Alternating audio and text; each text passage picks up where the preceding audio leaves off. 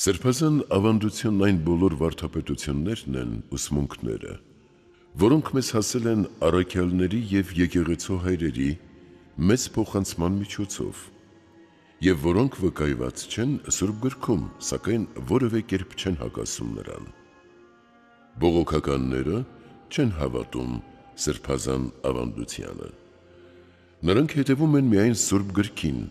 այսպիսով մերժելով այն ամբողջ ժառանգությունը, որ եկեղեցին ձեռք է բերել նախորդ սերունդներից, առաքյալների և վաղ եկեղեցու հայրերի գործերը,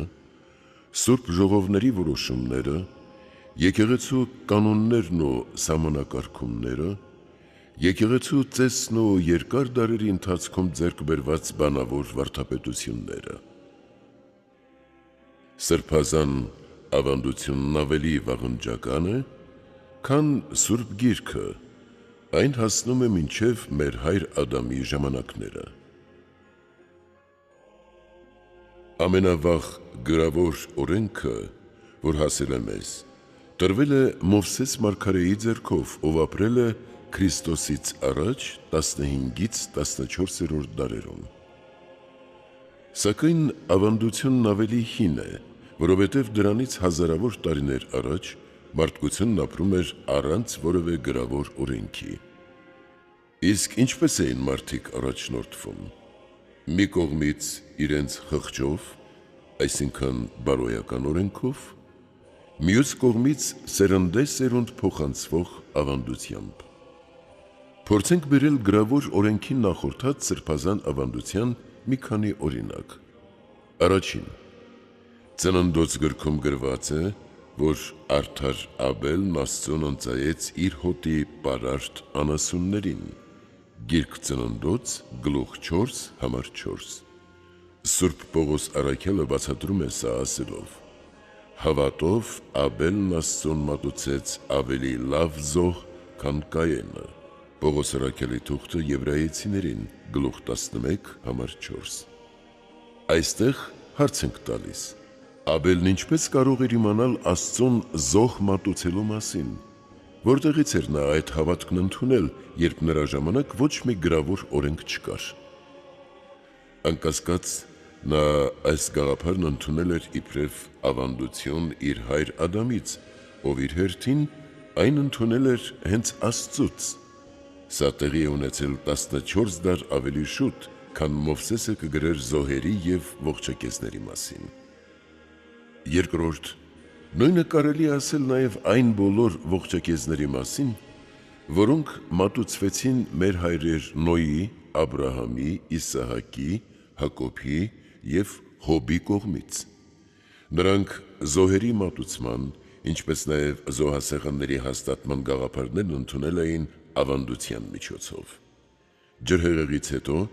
մեր հայր Նոյը սեղան շինեց Աստծո համար, Գիրք Ծննդոց, գլուխ 8, համար 20, և մեր հայր Աբրահամը սեղան շինեց Մամբրեի կաղնու մոտ, Գիրք Ծննդոց, գլուխ 12, համար 7։ Սեղաններ շինելու ավանդությունը դրանից հետո էլ շարունակվեց, թեև այդ ժամանակ դեռևս չկար Սուրբ Գիրք նրանց այդ մասին պատվիրելու համար։ Երրորդ. Սուրբ գրքում գրված է, որ ջրհեղեղից հետո մեր հայր Նոյը վերցրեց որոշ սուրբ անասուններ ու սուրբ թռչուններ և սեղանի վրա ողջակեզ մատուցեց, և Տերը հոտոտեց դրանք իբրև անուշաբուրություն, Գիրք Ծննդոց, գլուխ 8, 20 և 21 համարներ։ Նոյն ինչպես իմացավ ողջակեզի համար սուրբ կենդանիների գործածության մասին։ Նա պիտի որ այն վերցրած լիներ անմիջապես Տիրոջից, և ապա իր հերթին փոխանցած իրենից հետո եկող սերունդներին, նախքան Մովսեսը հին կտակարանում կբացատրեր սուրբ կենդանիների մասին։ Չորրորդ. Մելքիսեդեկի հետ մեր հայր Աբրահամի հանդիպման պատմության մեջ Մելքիսեդեկը ներկայացվում է իբրև բարձրյալ Աստծո քահանան, Գիրք Ծննդոց, գլուխ 14, համար 18։ Ինչպես էր հայտնի քահանայությունը, որը Մելքիսեդեկին իրավունք տվեց օրհնելու մեր հայր Աբրահամին և որի պատճառով էլ Աբրահամը Մելքիսեդեկին իր ունեցած ամեն ինչից 10-րդ տվեց։ Գիրք Ծննդոց գլուխ 14 համար 20։ Իբրև առավել բարձր մեկի։ Պողոս առաքելի թուղթը Եբրայեցիներին գլուխ 7, 6 և 7 համարներ։ Այդ ժամանակ չկար գրավոր օրենք, որ բացատրեր քահանայությունը և նրա ազնվականությունը, գործը և ուրիշներին օրհնություն բաշխելը։ Ծննդոց գրքի նախորդող գլուխներում քահանա կամ քահանայություն բառը չի հիշատակվում։ Ուրեմն ինչպես էր եկել քահանայության մասին գիտությունը, եթե ոչ ավանդության միջոցով։ 5. Մելքիսեդեկի հետ Աբրահամի հանդիպման միևնույն դրվագում կարդում ենք, որ Աբրահամը նրան ամեն ինչից 10-րդ տվեց։ Գիրք Ծննդոց գլուխ 14 համար 20։ Եթե ոչ ավանդության միջոցով, ապա ուրիշ ինչպես էր մեր հայր Աբրահամի ժամանակներում հայտնի, որ քահանաներին պետք է 10-րդ տալ, 10-րդ տալու օրենքը դեռ գրի չէր առնվել։ Նույնը կարելի ասել նաև մեր հայր Հակոբի առնչությամբ։ Ինչպես նա իմացավ 10-րդ տալու մասին, երբ ասաց Տիրոջը. «Եվ այն ամենից, որ տաս ինձ, քեզ 10-րդ կտամ»։ Գիրք Ծննդոց գլուխ 28 համար 22։ Անկասկած նա 10-րդի օրենքն ընդունել էր ավանդության միջոցով, իր պապ Աբրահամից, ով 10-րդ տվեց Մելքիսեդեկին, և ոչ թե որևէ գրավոր աղբյուրից։ Ակնհայտ է, որ ավանդությունն էր բոլոր մարդկանց ուսուցիչը նախքան գրավոր օրենքը և այդուհետև ևս մնաց այդպիսին։ 6. Հակոբի իր եղբայր Եսավից փախուստը ներկայացնող դրվագում մենք կարդում ենք, որ նա երկրի վրա հաստատված և մինչև երկինք հասնող սանդուղք տեսավ, որով հրեշտակներ էին բարձրանում ու իջնում։ Տերը խոստում տվեց նրան, և Հակոբն ասաց. «Տերն այս վայրում է, և սա ոչ այլ ինչ է, քան Աստծո տուն, և սա է երկնքի դուռը»։ Գիրք Ծննդոց գլուխ 28, 16-ից 18 համարներ։ Եվ նա այդ վայրը կոչեց Բեթել, որը նշանակում է Աստծո տուն։ Նա վերցրեց այն քարը, որը դրել էր գլխի տակ, հաստատեց այն իբրև սյուն և յուղ լցրեց նրա վրա։ Ինչպես մեր հայր Հակոբն իմացավ Աստծո տուն արտահայտությունը, ինչպես իմացավ Աստծո տները նրանց վրա յուղ լցնելով սրբագործելու մասին։ Սրանցից և ոչ մեկը գրավոր օրենքով չէր տրվել։ Որևէ այլ բացատրություն չի կարող լինել, քան որ նա այս ամենն իմացել է ավանդության միջոցով։ 7. Երբ Աստված գրավոր օրենքը տվեց, պահպանեց նաև ավանդությունը։ Նա պատվիրեց հայրերին տարբեր առիթներով ավանդել ու փոխանցել իրենց սովորածը զավակներին։ Նա նրանց հրամայեց տեղեկացնել իրենց զավակներին ամեն արգանդի անդրանիկ ծնունդի, Տիրոջը զոհաբերելու դեպքի և պատճառի մասին։ Ելք գլուխ 13, 14-ից 16 համարներ։ Տերը նաև ասաց ժողովրդին. «Նայիր քեզ և խիստ զգույշ եղիր քո անձին, չմոռանաս այս բոլորը, որ քո աչքերը տեսան, և սրտիցդ թող չհեռանան քո կյանքի բոլոր օրերին, և սովորեցրու դրանք քո որդիներին և որդիներիդ որդիներին»։ Երկրորդ օրենք գլուխ 4 համար 9։ 8. Նույնիսկ քրիստոնեության մեջ մենք տեսնում ենք, որ նոր կտակարանի որոշ հեղինակներ հին կտակարանյան շրջանում կատարված իրողությունների մասին այնպիսի տեղեկություններ են տալիս, որոնք նրանք ստացել են ավանդության միջոցով։ Օրինակ, Պողոս առաքյալը տալիս է Մովսես մարգարեին հակառակած երկու կախարդների անուն։ Ասում է. «Ինչպես Հանեսն ու Համրեսը հակառակեցին Մովսեսին, այդպես էլ սրանք են հակառակում ճշմարտությանը»։ Պողոս առաքյալի երկրորդ թուղթը Տիմոթեոսին գլուխ 3 համար 8։ Այս երկու կախարդների անունները չեն նշված հին կտակարանի որևէ գրքում։ Պողոս առաքյալը պիտի որ դրանք իմանար ավանդության միջոցով։ 9. ավանդության փոխանցման երևույթը տեղ գտավ թեև առավել նվազ աստիճանով, նաև նոր ուխտի շրջանում։ Մինչև որևէ ավետարանի կամ թղթի գրությունը բավականին ժամանակ է անցել։ Շուրջ 20 տարի մարդիկ ավանդության միջոցով էին ընդունում հավատքը, Քրիստոսի կյանքի ամբողջ պատմությունը, նրա վարդապետությունը և փրկության գործի քարոզությունը։ 10-րդ Տեր Հիսուս Քրիստոսն ինքը ավետարան չի գրել, ոչ էլ գրավոր որևէ քարոզություն թողել։ Նա քարոզում և ուսուցանում էր ժողովրդին, թողնելով իր խոսքերն իբրև հոգի և կյանք։ Հովհաննես առաքյալի թուղթը, գլուխ 6, համար 64, և մարդիկ հետո տարածում էին դրանք։ Երբ Տերը սկսեց իր ուսուցումն ու քարոզությունը, ասաց ժողովրդին. «Ժամանակը լրացել է և Աստծո արքայությունը հասել, ապաշխարեք և հավատացեք ավետարանին»։ Ավետարան ըստ Մարկոսի, գլուխ 1, համար 15։ Չկար որևէ գրավոր ավետարան, բայց կար բարի լուրի քարոզությունը, որն իրենից ներկայացնում էր բանավոր ավետարան կամ աստվածային ուսմունք փոխանցված ավանդման միջոցով։ Նույնը վերաբերում է նաև Տիրոջ իր աշակերտներին ասած հետևյալ խոսքին. «Գնացեք ամբողջ աշխարհով մեկ և քարոզեք ավետարանը բոլոր արարածներին»։ Ավետարան ըստ Մարկոսի, գլուխ 16, համար 15։ Այս ամենը չէր տրվում գրավոր կաղապարով, այստեղ անհրաժեշտ է նշել մի կարևոր իրողություն։ 11-րդ Ավետարանն ամեն ինչ չի հիշատակում։ Այն չի հիշատակում այն ամենն, ինչ Տեր Հիսուս Քրիստոսն արել կամ ասել է։ Ավետարանիչը միայն ընտրել է Տեր Հիսուսի խոսքերից և գործերից որոշներ, դրանք գրառել ժողովրդի համար և մնացածը բաց թողել։ Սա պարզ երևում է գրված վերջին ավետարանից։ Սուրբ Հովհաննես առաքյալն ասում է. «Բայց դեռ շատ ուրիշ բաներ էլ կան, որ Հիսուսն արեց,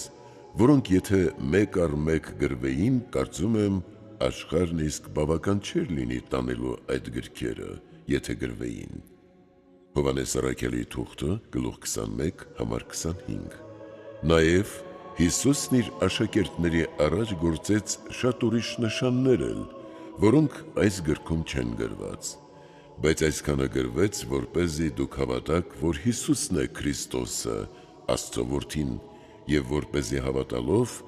հավիտենական կյանքն ընդունեք նրա անունով։ Հովհաննես առաքյալի թուղթը, գլուխ 20, 30 և 31 համարներ։ Մի կարծեք, թե Տեր Հիսուսը գործել է միայն այն հրաշքները, որոնք նշված են ավետարանում։ Հազարավորներ չեն գրանցվել։ Սա երևում է Սուրբ Ղուկաս ավետարանչի հետևյալ խոսքից. «Երբ արևը մայր էր մտնում, բոլոր նրանք, ովքեր տարբեր ցավեր ունեցող հիվանդներ ունեին, բերում էին նրանց նրա մոտ, և նա ձեռքերը դնելով նրանցից յուրաքանչյուրի վրա, բժշկում էր նրանց»։ Ավետարան ըստ Ղուկասի, գլուխ 4, համար 41։ Այդ հիվանդների թիվը չափազանց մեծ էր, և ոչ բոլոր բժշկության հրաշքներն են գրանցվել։ Սուրբ Մատթեոս ավետարանիչն ասում է. «Հիսուսը շրջում էր ամբողջ Գալիլեայով, սովորեցնում նրանց ժողովարաններում, քարոզում արքայության ավետարանը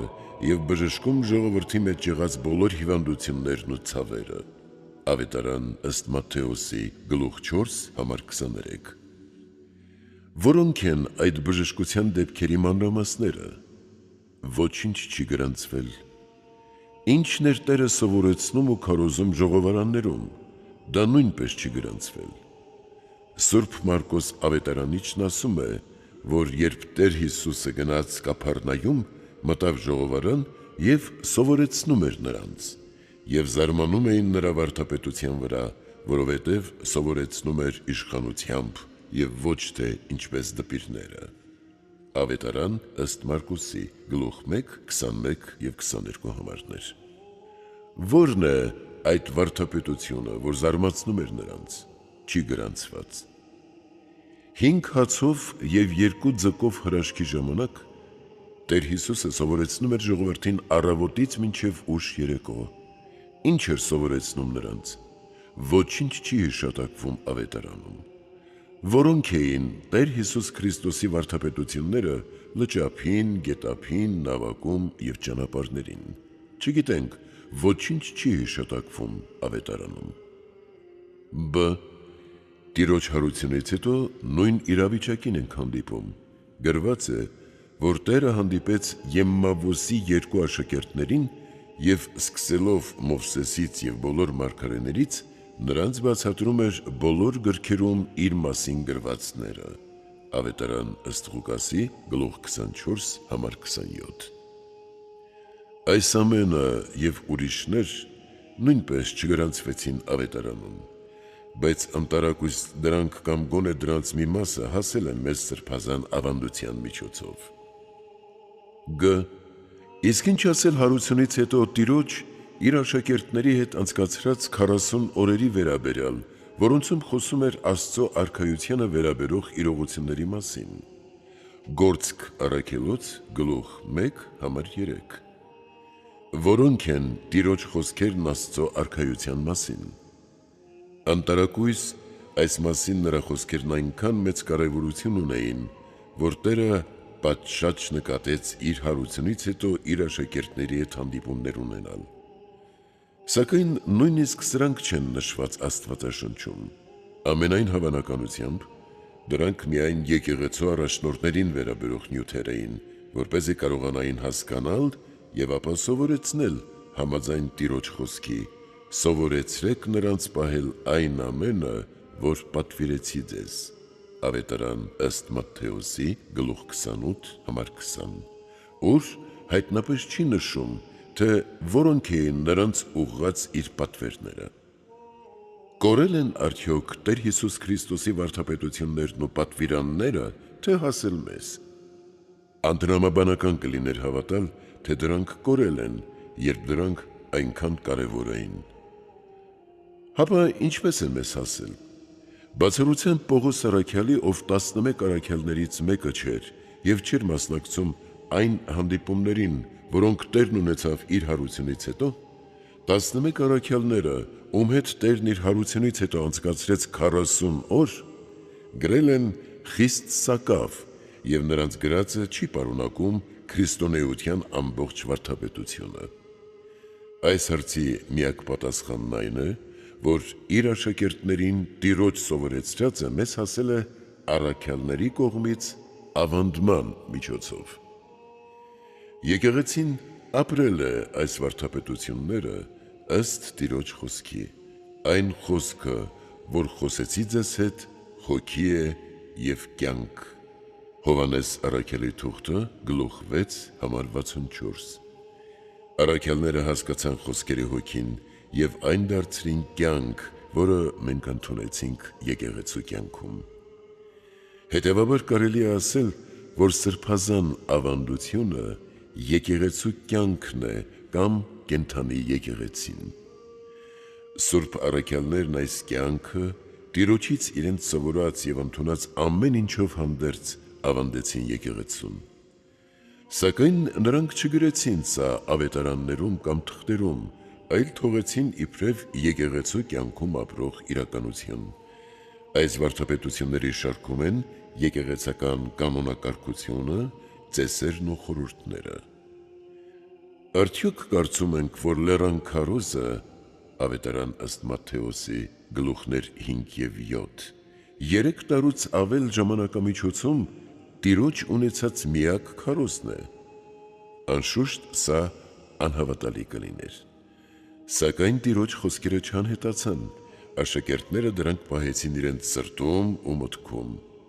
Իրենց բարի սրտի գանձից, իրենց սուրբ հիշողությունից նրանք դուրս բերեցին Տիրոջ խոսքերն ու ավանդեցին եկեղեցուն։ Ավանդություն, tradition կամ առաքելական ավանդություն, the apostolic entrustment անվան տակ։ Նրանց վրա իջած Սուրբ Հոգին նրանց սովորեցրեց ամեն ինչ և հիշեցրեց այն ամենն, ինչ Տերն ասել էր համաձայն իր անսուտ խոստման։ Հովանես Առաքելի թուղթը գլուխ 14 համար 26։ Առաքյալների վարդապետությունները նույնպես ընդունվել են ավանդության միջոցով։ Շատ են այն առաքյալները, որոնք ոչ մի թուղթ, նամակ չեն գրել։ Ինչ ասել նրանց վարդապետությունների մասին, ինչ ասել նրանցում աստվածային ներշնչանքի գործնեության մասին, որտեղ է Սուրբ Հոգու գործը, ով խոսում է մարգարեների միջոցով։ Հնարավոր չէ նաև, որ որոշ առաքյալներ գրել են միայն այն, ինչ մենք ստացել ենք նրանցից։ Հնարավոր չէ օրինակ, որ Հակոբոս առաքյալի վարդապետությունը ներառեր միայն այդ մեկ թուղթը, ոչ էլ որ Հուդա առաքյալը գրած լիներ միայն այդ մեկ գլուխը։ Իսկ ինչ ասել 12 առաքյալներից մնացածի մասին, որոնց վարդապետություններից ոչ մի բառ մեզ չի հասել։ Ինչ են նրանք քարոզել, ինչ են թողել եկեղեցում։ Ամենայն հավանականությամբ այդ վարդապետությունները կամ դրանց մի մասը ընդունվել են ավանդության միջոցով։ Առաքյալները սովորեցնում էին ժողովարաններում և հակառակորդներին ընդդիմաբանում, սակայն սրանից ոչինչ մեզ չի հասել։ Նրանք քարոզում էին Երուսաղեմում, Հուդայում և Սամարիայում, մինչև ամենքը հավատային, բայց նրանց քարոզությունից մեզ հասել է միայն մի քանի բառ։ Պողոս առաքյալը Հռոմում 2 տարի անցկացրեց իր վարձած տանը, համարձակորեն և անխափան քարոզելով մարդկանց և սովորեցնելով Տեր Հիսուս Քրիստոսի մասին, Գործք գլուխ 28, 30-ից 32 համարներ։ Այդ քարոզությունից ոչինչ չի հասել մեզ։ Ուր անհետացավ այն։ Անկասկած առաքյալները կանոններ սահմանեցին եկեղեցու համար։ Որտեղ են դրանք։ Արդյոք տրամաբանական է ընդունել, թե Քրիստոսի առաքյալները նրա բոլոր վարդապետություններն ընդունելուց հետո եկեղեցին թողեցին առանց նրա գործունեությունը կարգավորող կանոնների կամ օրենքների, իհարկե ոչ։ Սակայն նրանք չեն գրել դրանց մասին իրենց թղթերում, կամ որովհետև այսպիսի բաները հասարակության համար չէին, կամ որ դրանք բոլորին հայտնի պիտի դառնային գործադրության միջոցով։ Անտարակույս այդ կանոնները մեզ հասել են սրբազան ավանդության միջոցով։ Լսեք, թե ինչ է ասում Սուրբ Հովանես առաքյալն իր 2-րդ թղթի վերջաբանում։ Շատ բան ունեի ձեզ գրելու, բայց չկամեցա թղթով ու թանաքով գրել, քանզի հույս ունեմ ինքս գալ ձեզ մոտ և երես առ երես խոսել։ Հովանես առաքյալի 2-րդ թուղթը համար 12։ Նա կրկնում է նույն բառերը նաև 3-րդ թղթի վերջաբանում։ Հովանես առաքյալի 3-րդ թուղթը 13 և 14 համարներ։ Որոնք են այն խոսքերը, որոնք նա ասաց երես առ երես, և որոնք չգրառվեցին, ինչպես են նրանք հասել մեզ։ Վերոբերյալ մեջբերումից մենք նկատում ենք, որ առաքյալները երբեմն, երբ հնարավոր էր, նախընտրում էին խոսել, քան գրել։ Նրանց բանավոր վարդապետությունները փոխանցվում էին սերնդեսերունդ և այսօր հասել են մեզ։ Հավանաբար առաքյալներն իրենց թղթերում, որքան հնարավոր էր, կենտրոնանում էին հավատքի գլխավոր սկզբունքների վրա և թողնում էին եկեղեցու կանոններին ու տեսերին վերաբերող մանրամասները եկեղեցիներին կարգավորելու դրանք գործնականորեն։ Ժողովուրդը դրանք սովորում էր ոչ թե գրավոր աղբյուրներից, այլ կյանքում և գործնականորեն։ Սուրբ Պողոս առաքյալը Կորինթացիներին ուղղված իր առաջին թղթում նույնպես ասում է. իսկ մնացածը կպատվիրեմ, երբ գամ։ Պողոս առաքյալի առաջին թուղթը Կորինթացիներին գլուխ 11 համար 34։ Որոնք էին այդ պատվերները, որոնք չեն գրառվել։ Հավանաբար մենք դրանք ընդունել ենք ավանդության միջոցով։ Սուրբ Պողոս առաքյալն ասում է իր աշակերտ Տիտոսին, Կրետեի եպիսկոպոսին. այն պատճառով քեզ թողեցի Կրետեում, որ ինչ որ թերի է կարգի բերես, և քաղաքներում երեցներ կարգես, ինչպես և պատվիրեցի քեզ։ Պողոս առաքյալի թուղթը Տիտոսին, գլուխ 1 համար 5։ Նա իր թղթում չի բացատրում ինչպես կարգել երեցներ, ինչ հաղորդքներով, ծեսով և սրան անհրաժեշտ պայմաններով։ Տիտոսն ինչպես կարող էր իմանալ այս մասին, եթե ոչ բանավոր ավանդման միջոցով։ Ահա թե ինչու է առաքյալն ասում նրան, ինչպես և պատվիրեցի քեզ։ Այս հրահանգի մանրամասները թղթում չեն գրանցվել, սակայն Սուրբ Տիտոս եպիսկոպոսը դրանք ընդունել է բանավոր կերպով, իսկ մենք սրբազան ավանդության միջոցով։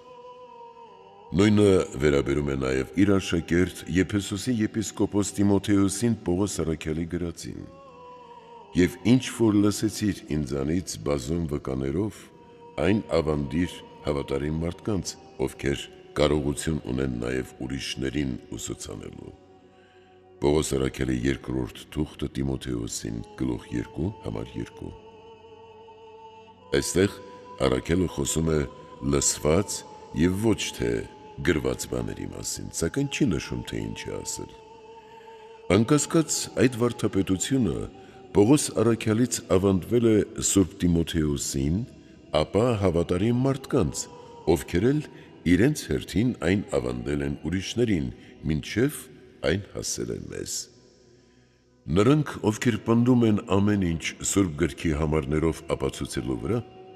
անուշադրության են մատնում առաքյալների գործածած երես առ երեսը, Հովհաննես առաքյալի թուղթը, գլուխ 2, համար 12, եկեղեցիներին վերաբերող նրանց հրահանգները, որոնց մանրամասները չեն գրանցվել, Պողոս առաքյալի առաջին թուղթը Կորինթացիներին, գլուխ 11, համար 34, առաքյալների պատվերներն իրենց աշակերտներին, Պողոս առաքյալի թուղթը Տիտոսին, գլուխ 1, համար 5, և առաքելական այն վարդապետությունը, որը եկեղեցում վերածվեց գործնական կյանքի, առանց որևէ թղթում կամ ավետարանում տեղ գտնելու։ Այս կետը լուսաբանելու համար օրինակ բերենք կիրակի ընդունումը որպես Տիրոջ օրվա։ Միայն Սուրբ գրքին հավատացող և եկեղեցական ավանդությունը մերժող բոլոր քրիստոնյաներն էլ շաբաթի փոխարեն իբրև տերունական օրեն ընդունում կիրակին և չեն կարճում հետևյալ համարների տառացի նշանակություններին. հիշիր շաբաթ օրը, այն սուրբ պահելու համար, ելք գլուխ 20, համար 8, և զգույշ եղիր, որ շաբաթ օրը սուրբ պահես, երկրորդ օրենք գլուխ 5, համար 12։ Այդ դեպքում որտեղից են նրանք սովորել շաբաթ օրվա փոխարեն կիրակին պահել։ Դա Սուրբ գրքից է, թե սրբազան ավանդությունից։ Իհարկե ավանդությունից, որովհետև չկա նույնիսկ մեկ համար, որն ասի հիշիր կիրակին, այն սուրբ պահելու համար, կամ զգույշ եղիր կիրակին սուրբ պահելու, նրանում չպիտի աշխատես։ Կիրակին սուրբ պահելը եկեղեցական ավանդություն է,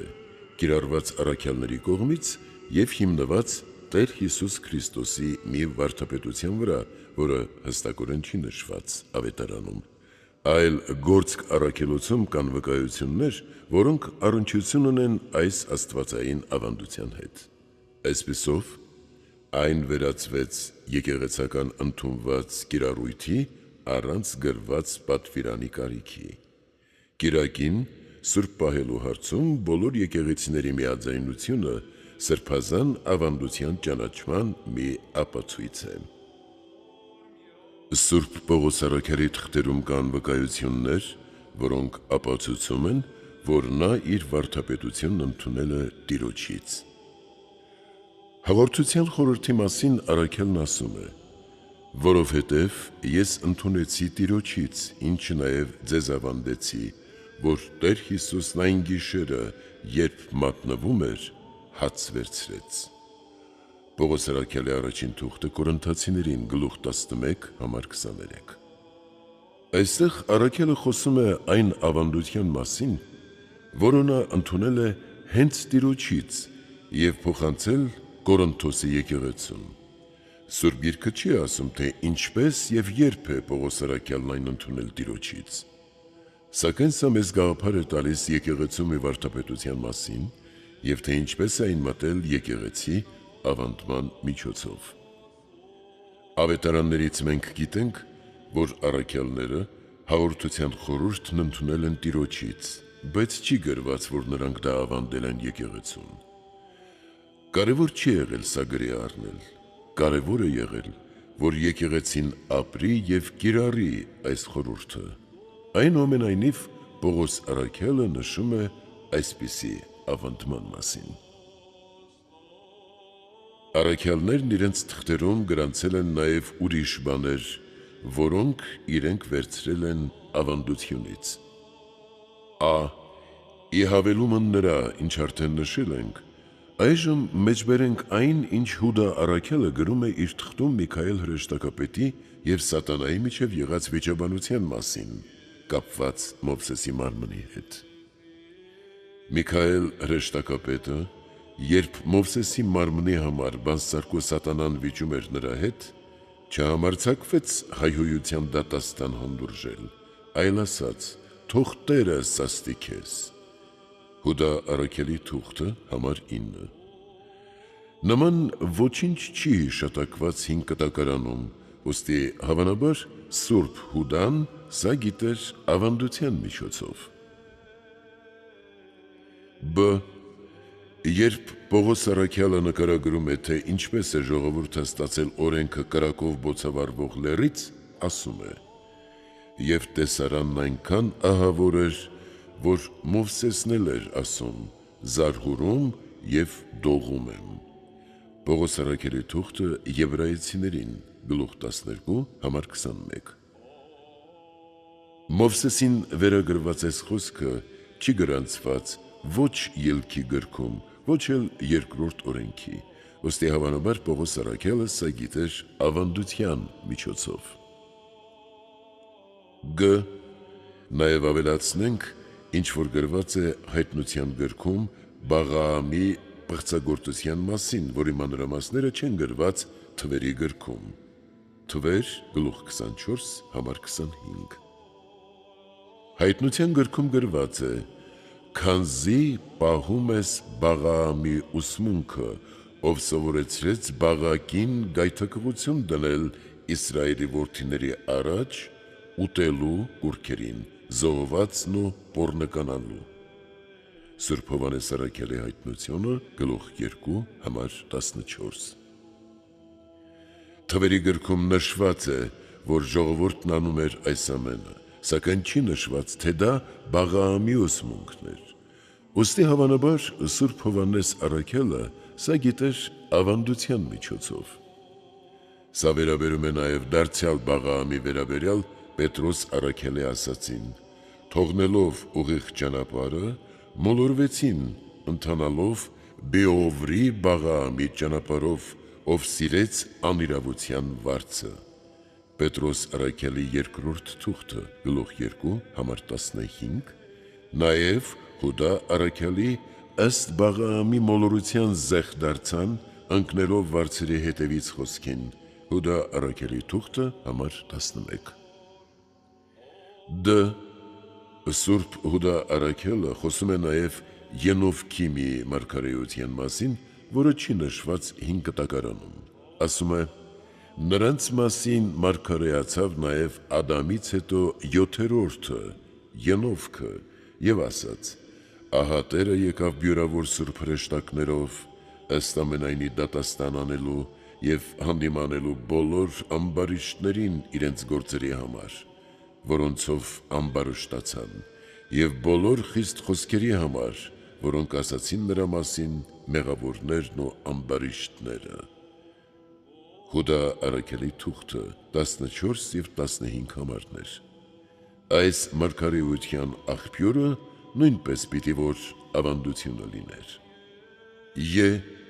Մենք տեսնում ենք նաև, որ թլպատության պատվիրանը ավանդվել է մեր հայր Աբրահամին Աստծուց, Գիրք Ծննդոց, գլուխ 17,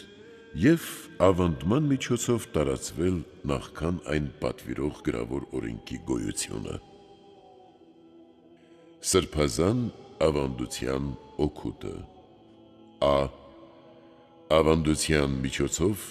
մենք ճանաչեցինք հենց Սուրբ Գիրքը։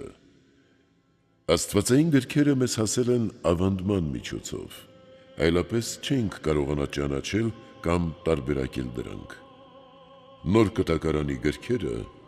հաստատվել են եկեղեցական Սուրբ ժողովների կողմից։ Բ. Սրբազան ավանդության միջոցով ենք մենք ընդունել եկեղեցու ողջ ժառանգությունը, ծեսերն ու օրինակարգությունները։ Գ. Ավանդությունը մեզ համար պահպանել է ճշմարիտ հավատքը, որը մի սերնդից մյուսն է փոխանցվել։ Եթե Սուրբ Գրքի մեկնությունը թողնված լիներ յուրաքանչյուր անհատի հասկացողությանը, կլինեին մեկ հավատքով չմիաբանված զանազան աղանդներ և ուսմունքներ, որովհետև Սուրբ Գիրքը մի բան է, իսկ նրա մեկնաբանության կերպը մեկ այլ բան։ Դ. Ավանդությունը պահպանել է մեզ համար կրոնական որոշակի հավատալիքներ և ուսմունքներ, ինչպես կիրակին պահելը, խաչակնքումը, մենամուսնության օրենքը, ննջեցյալների համար աղոթքը և եկեղեցական նվիրապետության յուրաքանչյուր կարգի գործը։ Ճշմարիտ և կեղծ ավանդություն։ Նրանք, ովքեր մերժում են ավանդությունը, իրենց առարկությունը հիմնում են այն պատճառաբանության վրա, թե Տեր Հիսուս Քրիստոսը մերժում է այն, երբ մեղադրում է օրենսուսույցներին և փարիսեցիներին ասելով. «Իսկ դուք ինչու եք մեղանչում Աստծո պատվիրանի դեմ ձեր ավանդության պատճառով» Ավետարան ըստ Մատթեոսի 15:3 և միաժամանակ դատապարտում նրանց որոշ սխալ ավանդություններ Ավետարան ըստ Մատթեոսի 15:4-6 համարներ։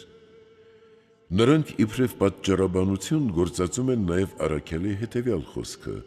«Զգույշ եղեք, չլինի թե մեկը մոլորեցնի ձեզ ճարտարամտությամբ և սնոտի խաբեությամբ ըստ մարդկային ավանդության և այս աշխարհի օրենքների և ոչ թե ըստ Քրիստոսի» Պողոս առաքյալի թուղթը Կողոսացիներին 2:8։ Սրբազան ավանդության մասին խոսելիս մենք նկատի չունենք մարդկանց կողմից սահմանված կեղծ ավանդությունները, ոչ էլ նրանք, որոնք համաձայն չեն Սուրբ Գրքի ուսմունքին ու հոգուն, կամ որոնց ունայնությունը Տեր Հիսուսը բացահայտեց։ Մեր ընդունած ճշմարիտ ավանդությունը բովանդակում է a. Հենց Տիրոջ վարդապետությունը, որը մեզ հասել է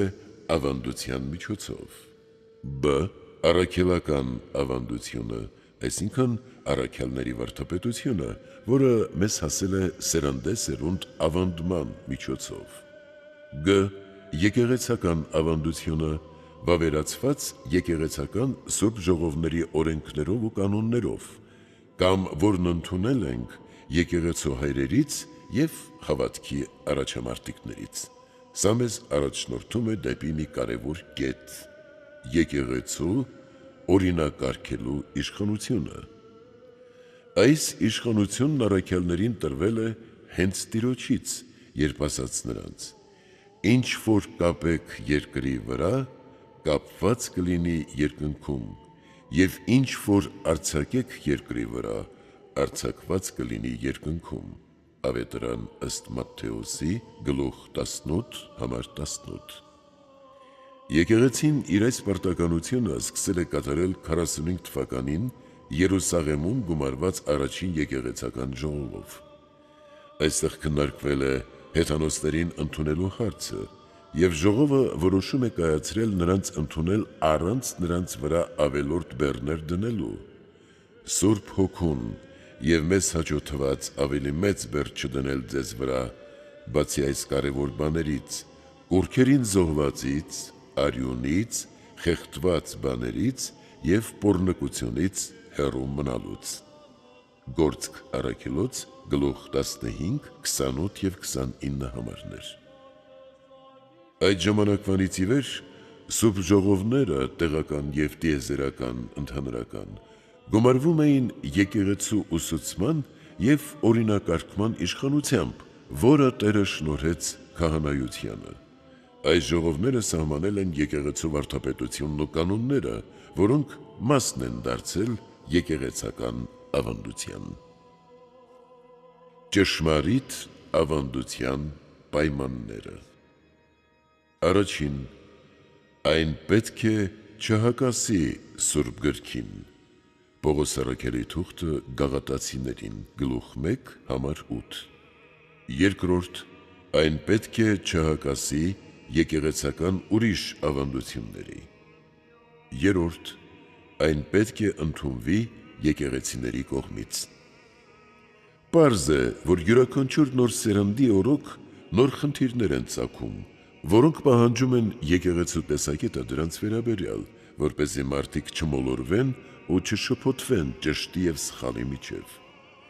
Քանի որ ոչ բոլոր մարդիկ գիտեն Սուրբ Գիրքն ու կրոնական օրենքները,